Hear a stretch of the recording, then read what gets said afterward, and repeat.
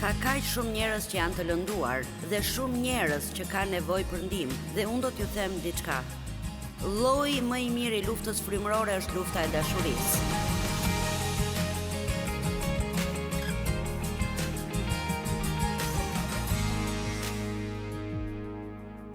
Perëndia teston besnikërinë tonë. Ai fillon duke na dhënë diçka të vogël dhe nëse ne jemi besnik, ta përdorim atë siç duhet, ai do të na japë më shumë.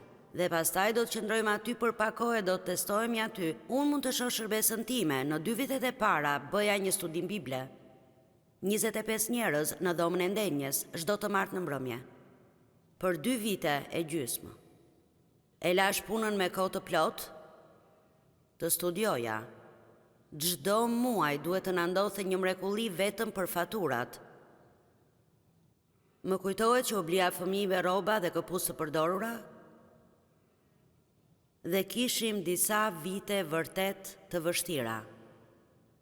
Pas ca kohësh dikush më kërkoi të bëja një studim bible në shtëpinë e saj, kështu për 2 vite e gjysmë unë bëja 2 studime bible, kështu në 5 vitet e para të shërbesës unë thjesht po drejtoja këto studime bible dhe unë studioja 6-7 orë për çdo mesazh që po bëja në atë kohë dhe nuk dija asgjë.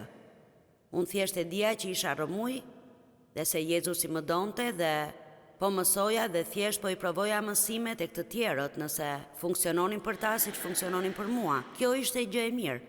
Dhe të jemi sinqert, mund të predikoja në atë kohë siç predikoj edhe tani dhe nuk e kuptoja pse Perëndia po më mbante të kufizuar me atë numër të pakët njerëzish. Por më kujtohet që shija predikues në televizor dhe mendoja, nuk e di pse ti je në televizor, unë predikoj më mirë se ti. Kjo ishte dhe arsyeja pse isha ende në dhomën e ndenjes. Nuk ishte për shkak të asaj që mund të bëja, ishte për shkak se kisha një qëndrim të gabuar që më duhet ta ndryshoja tek vetja ime. Dhe kështu, në vend që të jeni xheloz për atë që njerëzit e tjerë kanë, ndoshta duhet të bëni një shqyrtim të qëndrimit.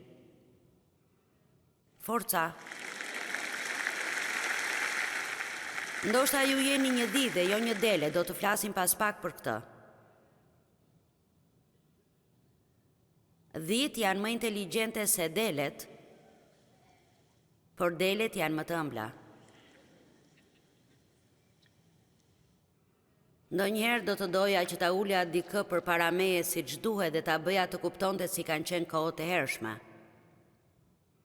David dhe unë diskutojmë se si shkonim me makinë në vendet ku flisnim dhe nuk kishim as para për të ndenjur në hotel dhe ndalonim në parkingun e ndonjë restoranti derisa ai të zgjohej dhe të ngiste makinën përsëri.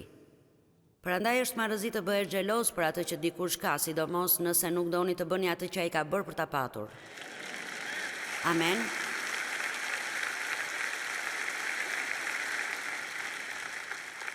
Mbas një kohe të gjatë u kthye Zoti atyre shërbëtorëve dhe i bëri llogarit me ta. Më pëlqen kjo. Ai u kthye për të bërë llogarit. Dhe ai që kishte marrë të 5 talenta doli përpara dhe i paraqiti 5 të tjerë dhe tha, Zoti më besove 5 talenta, ja me ato unë fitova 5 të tjerë. Jam tek Mateu 25:21. Dhe i Zoti i tha, të lumt shërbëtori mirë dhe besnik, ti u tregove besnik në gjëra të vogla, unë do të vë mbi shumë gjëra. Ja pjesa më e gëzueshme, eja hyr në gëzimin e Zotit tënd. Kjo është shumë e rëndësishme, se sa fakti që ai mori shpërblimin material. Hyr në gëzimin e Zotit tënd, shërbëtori i dytë që kishte marrë 2 talenta, bëri pikërisht të njëjtën gjë. Të lumt shërbëtori mirë dhe besnik. Ti u tregove besnik në gjëra të vogla, unë do të vë mbi shumë gjëra, hyr në gëzimin e Zotit tënd. E dini çfarë? Vërtet, ne duam të jemi të lumtur. Të gjithë po blejnë gjëra sot duke u përpjekur të blejnë lumturinë. Vërtet. Dhe ne do të jemi të lumtur Vetëm nëse jemi duke bërë pjesën që Perëndia na ka dhënë të bëjmë, me aftësitë tona më të mira dhe pa u shqetësuar as pak për atë që bëjnë të tjerët. Amen. Forca, disa nga ju beqarët do të donin të ishin martuar. Disa nga të martuarit do donin të ishin beqar. Ti jesh i martuar ka të mirat e veta, por edhe ti jesh beqar ka të mirat e veta. Nëse jeni beqar dhe doni të shkoni tek tavolina ku mbajnë broshurat e të blini diçka, nuk ka pse të merrni lejen e dikujt për ta bërë. Mund të bëni çfarë të doni, ndoshta nuk është dhe aq keq sa mendoni se është. Forca. Pas një kohe të gjatë, zotëria u kthye. Kështu ndodhi dhe me 10 virgjëreshat. Pas një kohe të gjatë, zotëria u kthye. Dhe është puna jonë të vazhdojmë të bëjmë të drejtën, e të bëjmë të drejtën, e të bëjmë të drejtën, derisa zotëria të kthehet përsëri. Njeriu që i mori talentat e tij dhe hapi një grop në dhe i futi ato, me njëherë pati frikë dhe i mori talentat dhe i fsheu. Por kur zotëria u kthye, tek Mateu 25:26 thot dhe i Zoti duke u përgjigjur i tha, shërbëtor i mbrapsht dhe përtac. I mbrapsht, ai e quajti të mbrapsht sepse nuk ishte bërë asgjë me atë që kishte. E dini çfarë? Unë s'dua të zemroj njeri, por unë do t'iki dhe do të kthem pas 6 muajsh, kështu që po rrezikoj.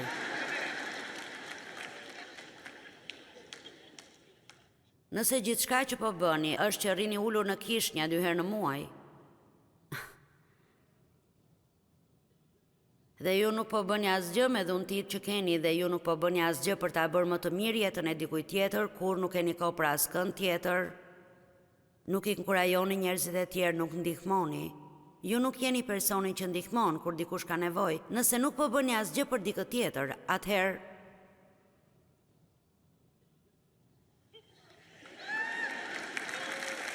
a duhet ju them atë që Jezusi i tha atij shërbëtori? Të mbrapsht dhe përtac. Dhe e dini çfarë? Ju s'do të jeni të lumtur. Shumë njerëz vrasin mendjen pse s'janë të lumtur. Ndonjëherë unë mendoj se sa shumë të krishterë janë kaq të palumtur, por unë e di sepse Perëndis ju desh të ma mësonte mua, ai tha ti je palumtur sepse je egoiste. Ajo që ty të intereson është vetëm Joyce Meyer, dhe derisa ti ta heqësh Joyce Meyerin nga mendja dhe të fillosh ti kushtosh vëmendje asaj që mund të bësh që njerëzit e tjerë të bëhen të lumtur. Dëgjoni, ju mund të jeni të lumtur nëse përpiqeni të bëni të tjerët të lumtur. Forca do ta kuptoni këtë shpejt, sepse si zakonisht unë harxoj shumë kohë me pjesën e parë dhe ai thot mirë atëherë. Ai kishte ide të gabuar për Perëndin, ai tha unë pata frikë prej teje. Unë mendova se ti je një zotëri i ashpër. Nëse e njihni Perëndin, ju e dini se nuk ka përse të keni frikë, mund të hidhni hapin, e ta provoni dhe nëse dështoni, jeni normal. Ky është një nga mesazhet e shkuara, e ka dëgjuar njëri atë mesazh? Disa nga ju kanë qenë si ata derkucat e vegjël, kanë marrë çdo gjë që kanë mundur. Është gjë e mirë. Ka kaq shumë njerëz që janë të lënduar dhe shumë njerëz që kanë nevojë për ndihmë dhe unë do t'ju them diçka. Lloji më i mirë i luftës frymërore është lufta e dashurisë.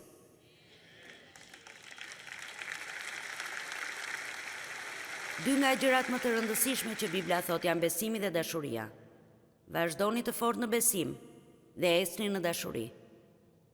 Dhe në Psalmin 37 na flitet për njerëzit e këqinj dhe se ju nuk hapse të trembeni nga gjërat e liga, dhe në vargun 3 na thuhet ki besim tek Zoti dhe bëj të mira. Dhe nëse përqendroheni te kjo, do të keni jetë të mirë.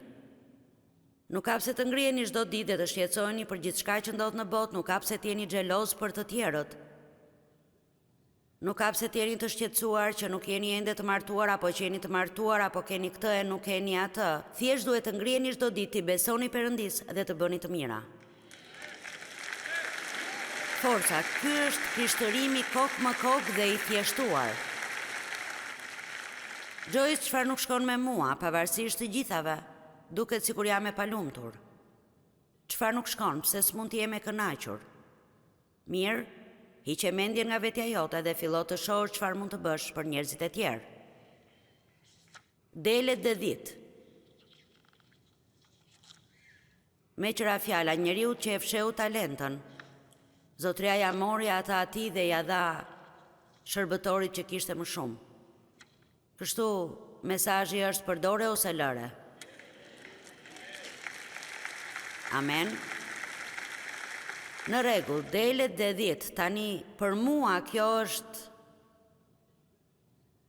kjo ka një kuptim shumë të thellë, që është shumë i bukur nëse e kuptojmë vërtet mirë.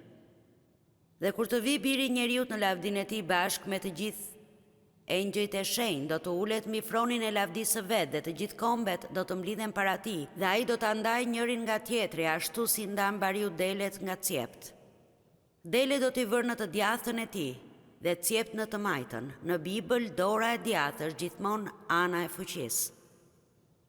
Jezusi është ulur në krahun e djathtë të Perëndisë, në vendet qiellore. Atëherë mbreti do të thotë atyre që do të jenë në të djathtën e tij: "E jani të bekuar, të ati tim, merrni në trashëgim mbretërinë që bë gati për ju, që nga krijimi i botës. Sepse pata uri dhe më dhat për të ngrënë, pata etje dhe më dhat për të pirë, isha i huaj dhe ju më pritët. Isha i zhveshur dhe më veshët, isha i sëmur dhe ju më vizitonit, isha në burg dhe erdhët tek unë." Atëherë të drejtë do t'i përgjigjen duke thënë: "Zot, kur të pam të uritur dhe të dham për të ngrënë, ose të etur dhe të dham për të pirë, dhe kur të pam të huaj dhe të pritëm, ose të zhveshur dhe të veshëm, dhe kur të pam të lënguar ose në burg dhe erdhëm te ti." Dhe mbreti duke ju përgjigjur do të thotë: "Në të vërtetë po ju them, sa herë ja keni bërë këtë ndonjërit prej këtyre vëllezërve të mi më të vegjël, këtë ma bët edhe mua." O Perëndia im. Njerëzit thonë: "Do të doja ta shija Perëndin." Mirë, shihni në sytë e personit për krah jush. Perëndia është tek njerëzit. Dhe ju lutem kuptojeni këtë që po them. Ai e ka merak mënyrën si i trajtojmë njerëzit. Dhe unë mund t'ju them se unë besoj nga përvoja ime personale se asgjë nuk e pikëllon më shumë Perëndin se sa kur ne, si të krishterë, i keq trajtojmë njerëzit e tjerë. I përçmojmë ata, jemi arrogant me ta dhe nuk kemi kohë për ta. A dëshironi shërbes? Shumica juaj nuk do të jenë në një shërbes në podium, por ju mund të keni një shërbes që është shumë më e rëndësishme se sa kjo që po bëj unë këtu lart. Lavdi Zotit, që ua kemi mësuar fëmijëve këtë dhe i shohim ta bëjnë. Vajza ime më tha një ditë, ajo tha: "Nuk e di ç'po ndodh me mua këto kohë, por duket sikur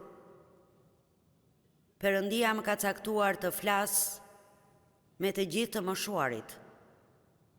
Dhe ajo më tregoi se një ditë po dilte nga dyqani i ushqimeve dhe pa një zotëri të moshuar, që po dilte dhe ai filloi të fliste me të, dhe po i tregonte për macen e tij, për këtë e për atë e diçka tjetër. Dhe ajo tha: "Unë doja të çoja ushqimet në makinë të shkoja në shtëpi, por e dija se Perëndia donte që unë ta dëgjoja atë burr." A doni ta bëni Perëndin të buzëqesh? Kështu e bëni. Më kujtohet shumë kohë më parë, unë isha në shërbes, kisha ngjitse në makinë, kisha një varse që shkruante Jezus. Isha në stafin e kishës, kisha vendin tim të parkimit, kisha një vend në kishë me emrin tim, dua të kuptoni se isha e rëndësishme.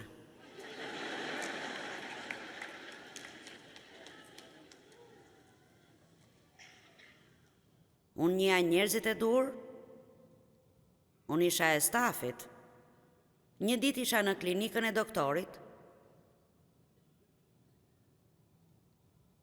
dhe një burr i vjetër po përpiqej të më tregonte për këmbën e tij, dhe sepse ishte aty, dhe ai vazhdonte të fliste për këmbën e tij dhe për borën e fliste. Unë kisha Biblën me vete, kisha planin tim, dhe unë në fakt thash: "O Zot, ta mund t'ja mbyllësh gojën, të lutem. Që unë të lutem e të lexoj Biblën."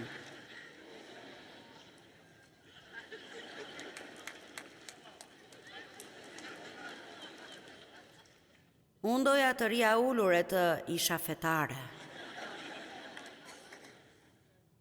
Sa fetare do të dukesha në klinikën e doktorit duke lexuar Biblën e duke qenë frymërore. Dhe Zoti më foli dhe më tha, dua të bëj një pyetje, si kur ti ishte Billy Graham, ato ta dëgjoja atë?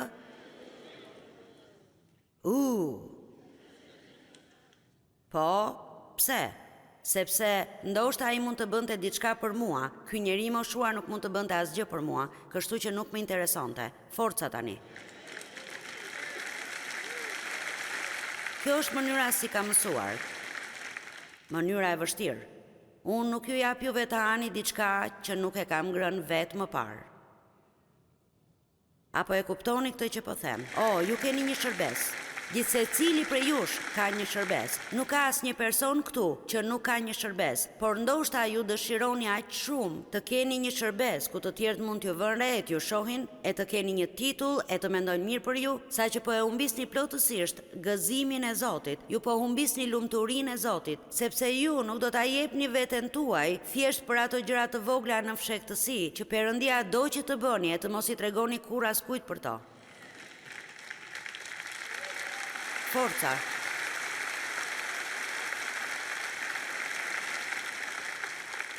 Unë besoj se ato gjëra që ne bëjmë janë më të rëndësishme. Ai e kthen të gjithë këtë në anën tjetër. Dhe unë nuk kam kohë ta lexoj të gjithë, por ai thot: sa herë ja keni bërë këtë? Ndonjërit prej këtyre vëllezërve të mi më të vegjël këtë ma bët mua. Kështu mua më duket se Perëndia e merr shumë personalisht mënyrën si i trajtojmë njerëzit. Dhe mund t'ju them se nëse dilni sot në botë dhe kaloni gjithë jetën tuaj duke i besuar Perëndis e duke bërë mirë, jo për të fituar shpëtimin. Ne nuk bëjmë të mira për të fituar ndonjë gjë nga Perëndia. Ne duam të bëjmë të mirën për shkak të asaj që Perëndia ka bërë për ne. Nëse doni ta bëni Perëndin të buzëqesh, bëni dikë tjetër të buzëqesh. Tani delet dhe dhit janë shumë të ndryshme nga natyra. Dhit janë më inteligjente, por delet janë më të ëmbla. Dhe e dini, unë gjithmonë them se më mirë të kem, më pëlqejnë punonjësit kokullur, njerëz që jo gjithmonë duan apo kanë nevojë për diçka për t'i mbajtur në skuadër. Dhe unë them më mirë të kem dikë që nuk është shumë i talentuar, por ka një zemër të mirë, se sa dikë të shkëlqyer, por me qëndrim të keq. Amen. Dhe besoj se Perëndia ndihet në të njëjtën mënyrë. Le ta themi thjesht kështu. 10 janë kokëforta, dhe ato çajnë jetë përpara me kokë. Forca, gjithmonë jeni duke shtyr me forcë drejt diçkaje. Unë gjithmonë them, 10 thonë shty, dhe delet thonë ba. Po sikur ne të merrnim vendimin sot se do t'i japim veten tonë që të bëjmë më shumë punë të mira. Jo për të marrë diçka nga Perëndia. Ai tashmë na ka dhënë gjithçka që ai mund të na jap. Nuk ka pse unë të bëj këtë që bëj, që Perëndia të më jap diçka. Unë dëshiroj t'i kthej atij diçka. Dhe gjëja që ai më ka kërkuar të bëj është t'i trajtoj mirë njerëzit e tjerë, sidomos ata që janë të lënduar. Amen. Atë lutem për gjithë secilin këtu, përfshirë dhe veten time, që të ecim në dashuri gjithmonë e më shumë. Dhe që ne vërtet të merakosemi për gjërat që shumicës së botës nuk interesojnë. Të dëgjojmë dikë tek i cili ndoshta nuk kemi asnjë lloj interesi, të marrim kohë për të bërë diçka për dikë, edhe pse në të vërtet nuk duam të marrim kohë ta bëjmë. Të lutem që të ndjekim udhëheqjen tënde dhe drejtimin tënd në vend të vullnetit ton. I kërkoj këto në emër të Jezusit. Nëse jeni këtu dhe nuk ja keni dorëzuar jetën tuaj Perëndis, dhe doni të pranoni Krishtin sot, dhe doni të jeni të krishterë, thoni unë dua të jem ndjekës i Krishtit. Dhe ne duam të lutemi me ju. Perëndia tashmë ka bërë çdo gjë që duhet të bëhet, gjithçka që ju duhet të bëni është ta merrni atë. Nuk ka pse të bëni asgjë, vetëm ta merrni atë. Ju thoni po unë jam rëmuj. E dini çfarë? Ju kur nuk do ta ndryshoni dot veten pa Perëndin në jetën tuaj. Mos prisni duke menduar se duhet të ndryshoni që Perëndia t'ju pranoj. Ai dëshiron t'ju marrë juve pikërisht kështu siç jeni sot. Amen. Tani, ju lutem më dëgjoni dhe mos lëvizni kaq shumë, e dini, shpirti i dikujt këtu mund të varet nga ju dhe nga qetësia juaj për pak çaste. Nëse po thoni kur nuk e kam pranuar Krishtin si shpëtimtarin tim, por jam gati t'ia dorëzoj jetën time dhe ta pranoj atë. Ose nëse thoni, unë i shërbeja Perëndis më parë, por tani jam larguar nga Perëndia dhe kam rënë në mëkat, dhe tani unë dua t'ja ripërkushtoj veten Perëndis. Ose ndoshta jeni duke thënë, Joyce, unë nuk e di nëse jam i rilindur, unë shkoj në kish, por nuk e di nëse jam i shpëtuar. Unë jam nga ata njerëz që shkojnë në kish, por nuk mund të them se po bëj diçka për dikë. Unë dua të lutem me ju nëse doni ta bëni, kështu nëse ngrini duart lart që unë t'ju shoh se ku jeni. Asnjë nga këta që janë këtu përpara, le t'ju shohim ju atje. Në rregull, tani po shoh shumë duar. Unë do t'ju kërkoj që nëse e keni seriozisht, dua t'ju kërkoj të ngriheni në këmbë. Nuk do t'ju them të dilni këtu, por ngrihuni në këmbë. Ju thoni, "Oh, nuk dua të më shohin njerëzit." E po pse jo? Forca. Forca. Shumë mirë. Forca. Qëndroni në këmbë për Jezusin. Amen. Forca, nëse nuk qëndroni këtu, nuk do të mund të qëndroni kur në botë. Në rregull, rini në këmbë, është gjë e mirë për ju, mund të jetë pak e vështirë, por është shumë e mirë për ju. Ka shumë njerëz tek balkone dhe në pjesën aty lart. Le të bëjmë të gjithë këtë lutje me ta. Atë Perëndi, unë të dua ty. Jezus, unë vërtet besoj në ty. Unë besoj se ti vdiqe për mua. Ti more ndëshkimin që unë meritoja. Ti pagove për mëkatet e mia. Unë jam një mëkatar. Kërkoj falje për mëkatet e mia. Më fal për mënyrën si kam jetuar. Por unë dua të kthej rrugë. Unë pendohem. Unë dua të ndjek ty me jetën time tani. Jezus, unë të pranoj ty në zemrën time si shpëtimtarin dhe Zotin tim. Unë besoj se jam i falur. Unë besoj se ti më do mua. E di se ka shumë punë për të bërë në jetën time. Por unë besoj se ti do ta bësh. Unë ta dorëzoj ty veten time. Më merr pikërisht kështu siç jam. Dhe më bëj ashtu siç ti do të më bësh. Tani unë besoj se jam i shpëtuar. Unë jam një fëmijë i Perëndis. Dhe Perëndia më do mua. Amen. Forca, lavdëroni Perëndin.